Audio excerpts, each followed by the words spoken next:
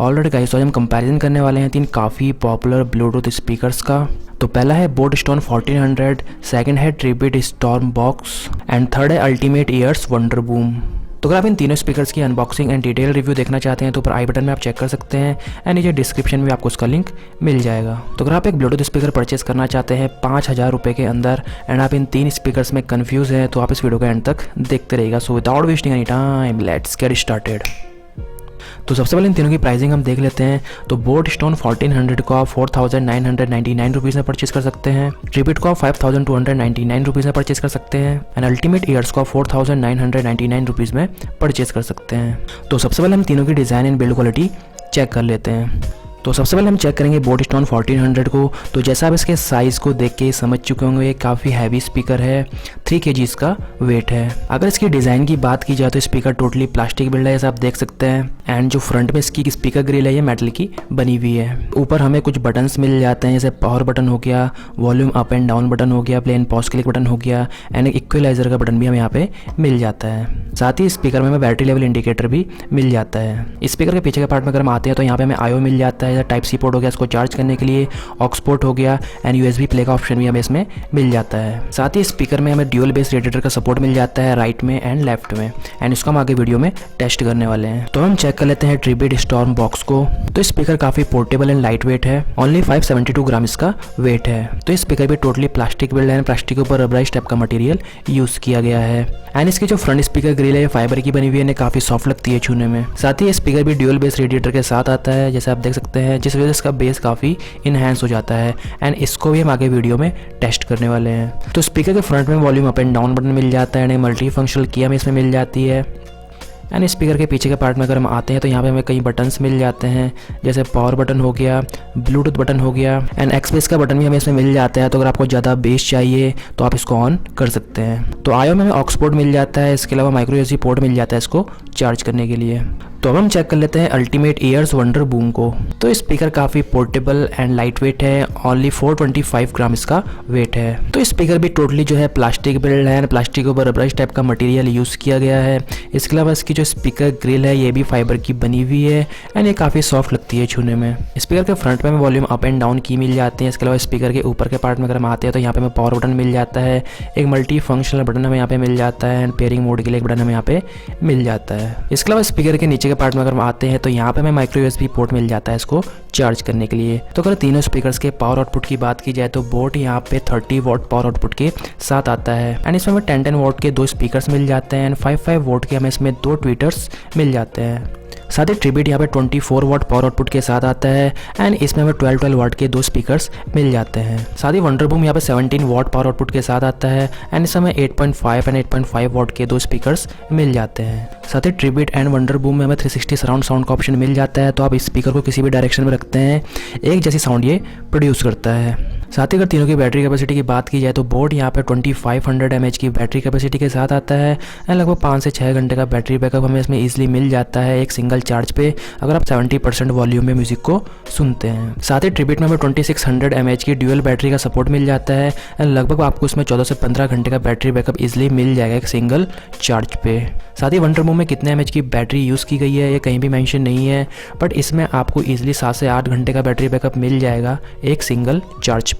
साथ ही अगर तीनों की आईपी रेटिंग की बात की जाए तो बोट यहाँ पे IPX5 रेटिंग के साथ आता है, तो नॉर्मल वाटर स्प्लैश से इसमें कोई प्रॉब्लम नहीं आने वाली है। साथ ही ट्रिबिट एंड वंडरबूम यहाँ पे IPX7 की रेटिंग के साथ आते हैं, तो अगर 1 मीटर पानी के अंदर ये 30 मिनट तक रहते हैं तो इन दोनों में कोई प्रॉब्लम नहीं आने वाली है। आप इनको ईजिली शावर या रेन में भी यूज़ कर सकते हैं। तो water proofing and dust proofing में यहाँ पे ट्रिबिट एंड वंडरबूम सबसे बेहतर है। साथ ही बोट एंड ट्रिबिट यहाँ पे इनबिल्ट माइक्रोफोन के सपोर्ट के साथ आते हैं, तो डायरेक्टली आप अपने स्पीकर में ही कॉल को अटेंड कर सकते हैं। वंडरबूम में यहाँ हमें कोई भी माइक्रोफोन देखने के लिए नहीं मिला है। साथ ही तीनों की ब्लूटूथ कनेक्टिविटी की बात की जाए तो बोट एंड ट्रिबिट यहाँ पे ब्लूटूथ 4.2 के सपोर्ट के साथ आते हैं एंड वंडरबूम यहाँ पे ब्लूटूथ 4.1 के सपोर्ट के साथ आता है। तो फटाफट से इन तीनों में सॉन्ग्स प्ले करके हम इनका साउंड आउटपुट चेक कर लेते हैं। आपको बिल्कुल प्योर साउंड आउटपुट तो नहीं मिलेगा, बट आपको कुछ आइडिया तो मिल ही जाएगा।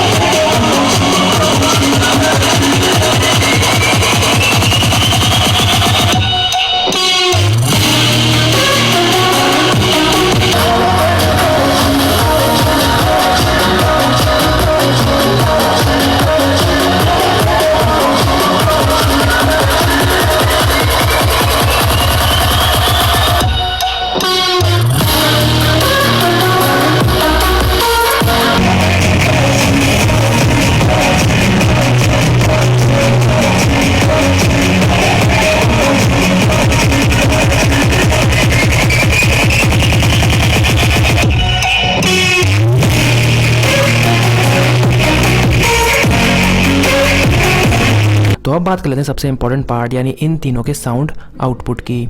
तो सबसे पहले बात करेंगे हम बेस की, जिसकी हमारे इंडियन यूजर्स को खास तौर पे तलाश रहती है। तो बेस इन तीनों स्पीकर्स का काफ़ी अच्छा है, आप इनके साइज को देख के समझ चुके होंगे। बट अगर मैं लाउड बेस की बात करूँ तो बोट को यहाँ पे मैं पहले नंबर पे रखने वाला हूँ, ट्रिबिट को मैं सेकंड नंबर पे रखने वाला हूँ एंड वंडर बूम को मैं थर्ड नंबर पे रखने वाला हूँ। साथ ही ट्रिबल्स तीनों के अच्छे हैं एंड वोकल्स तीनों में आपको क्रिस्टल क्लियर मिलेंगे। बट अगर क्लियरिटी के मामले में मैं यहाँ पे एक विनर चुनूँ तो ट्रिबिट को मैं पहले नंबर पे रखने वाला हूँ, वंडर बूम को मैं सेकंड नंबर पे रखने वाला हूँ एंड बोट को मैं थर्ड नंबर पे रखने वाला हूँ। बट अगर आप 90 से 100% वॉल्यूम में म्यूजिक को सुनते हैं तो आपको बिल्कुल मामूली सा डिस्टॉर्शन इनमें फील हो सकता है।